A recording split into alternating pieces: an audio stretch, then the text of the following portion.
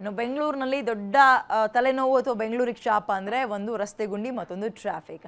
ಈ ಸಮಸ್ಯೆಗೆ ಸಂಬಂಧಪಟ್ಟಂತೆ ಕಿರಣ್ ಮಂಜುದಾರ್ ಅವರು ಬೇಸರವನ್ನ ವ್ಯಕ್ತಪಡಿಸಿದ್ದಾರೆ.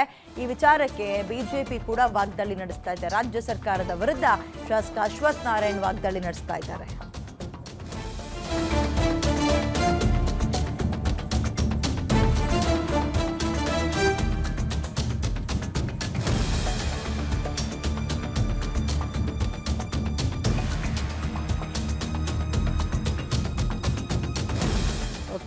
ಇದೀಗ ಬಿಜೆಪಿ ಮತ್ತು JDS ಇಬ್ಬರೂ ಕೂಡ ಕಾಂಗ್ರೆಸ್ನ ಕಾಲೆಳೆಯುವ ಕೆಲಸವನ್ನ ಅಂಡ್ ಕಿರಣ್ ಮಂಜುದಾರ್ ಏನಿದ್ದಾರೆ ಅವರ ಟ್ವೀಟ್ ಅನ್ನ ಇಟ್ಕೊಂಡು ಸರ್ಕಾರಕ್ಕೆ ಹೀಯಾಳಿಸುವ ಮತ್ತು ಪ್ರಶ್ನೆ ಮಾಡುವ ಕೆಲಸಕ್ಕೆ ಮುಂದಾಗಿದ್ದಾರೆ.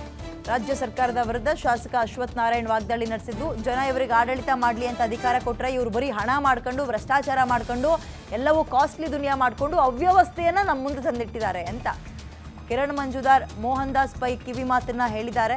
ಉದ್ಯಮಿಗಳು ಬೆದರಿಸಿರೋದ್ರಿಂದ ಇವರು ಹತಾಶರಾಗ್ಬಿಟ್ಟಿದ್ದಾರೆ ಅಂತ. ಇವತ್ತು ಪ್ರತಿಭಟನೆ ಮಾಡಕ್ಕೆ ಏನಾರ ನ್ಯಾಯಾಲಯದಲ್ಲಿ ಅವಕಾಶವನ್ನು ಮಾಡಿಕೊಟ್ರೆ ಜನ ನಿಮಗೆ ಕಂಡಲ್ಲೇ ಇಟ್ಕೋತಾರೆ. ನೀವು ಒಂದೊಂದನ್ನು ಮಾಡ್ತಿರೋ solid waste management user fee ಅಥವಾ current bill, water ಬಿಲ್ಲಲ್ಲಿ metre charges ಅಂತ ನೀವು ನೋಡಬೇಕು ಯಾವ ರೀತಿ ದರವನ್ನು ಹಾಕ್ತಿದ್ದಾರೆ. ಸಾಲಿಡ್ ವೇಸ್ಟ್ ಮ್ಯಾನೇಜ್ಮೆಂಟ್ನಲ್ಲಂತೂ ಆಸ್ತಿ ತೆರಿಗೆ ಅಷ್ಟೇ ಹಾಕ್ತಿದ್ದಾರೆ. ಇನ್ನಿತರ ಎಲ್ಲ ಆಸ್ತಿ ತೆರಿಗೆನಲ್ಲಾಗಲಿ, ಪ್ಲ್ಯಾನ್ ಸ್ಯಾಂಕ್ಷನಲ್ಲಾಗಲಿ, ಈ ಖಾತೆ ಮಾಡಿಕೊಡೋದ್ರಲ್ಲಾಗಲಿ, OCನಲ್ಲಾಗಲಿ, CCನಲ್ಲಾಗಿರಲಿ, ಈ ಎಡವಟ್ಟು ಮೇಲೆ ಎಡವಟ್ಟು, ಟನಲ್ ರೋಡು, ಈ ರೋಡು, ಆ ರೋಡು, ಎಲ್ಲಿ ನೋಡ್ರು ಕಸ, ಎಲ್ಲಿ ನೋಡ್ರು ಸಮಸ್ಯೆ. ಈ ರೀತಿ ಗೊಂದಲ ನಿರ್ಮಾಣ ಮಾಡಿ ಇಡೀ ರಾಜ್ಯವನ್ನೇ, ಇಡೀ ನಗರ, ನಮ್ಮ ಬೆಂಗಳೂರು ನಗರವನ್ನು ಅವ್ಯವಸ್ಥೆಯನ್ನು ತಂದು ಜನಕ್ಕೆ ಯಾಕಾದರೂ ಇವರಿಗೆ ಅಧಿಕಾರಕ್ಕೆ ತಂದುವೋ, ಯಾತಕ್ಕಾದ್ರೂ ಇವ್ರಿಗೆ ಮತವನ್ನು ಕೊಟ್ಟುವೋ ಅನ್ನೋದನ್ನ ಪಶ್ಚಾತ್ತಾಪ ಪಡ್ತಿದ್ದಾರೆ. ಗುತ್ತಿಗೆದಾರರಂತೂ ಇವ್ರ ಹಿಂದೆ ಹೋಗಿದ್ದು ಪಾಪ ಸುಳ್ಳು. ಯಾಕೆಂದರೆ ಸುಳ್ಳು ಹೇಳೋದ್ರಲ್ಲಿ ಕಾಂಗ್ರೆಸ್ ಅವರು ನಿಸ್ಸೀಮರು.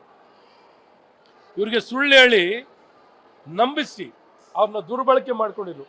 ಈಗ ಗೊತ್ತಾಗ್ತಿದೆ ಕಾಂಗ್ರೆಸ್ ಅಂದರೆ ಹೆಂಗೆ, ಕಾಂಗ್ರೆಸ್ ಅಂದರೆ ಯಾವ ರೀತಿ ವಸೂಲಿಯನ್ನು ಮಾಡ್ತಾರೆ, ಯಾವ ರೀತಿ ರಕ್ತವನ್ನು ಇರ್ತಾರೆ ಅನ್ನೋದನ್ನ ಇವತ್ತು ಗುತ್ತಿಗೆದಾರರು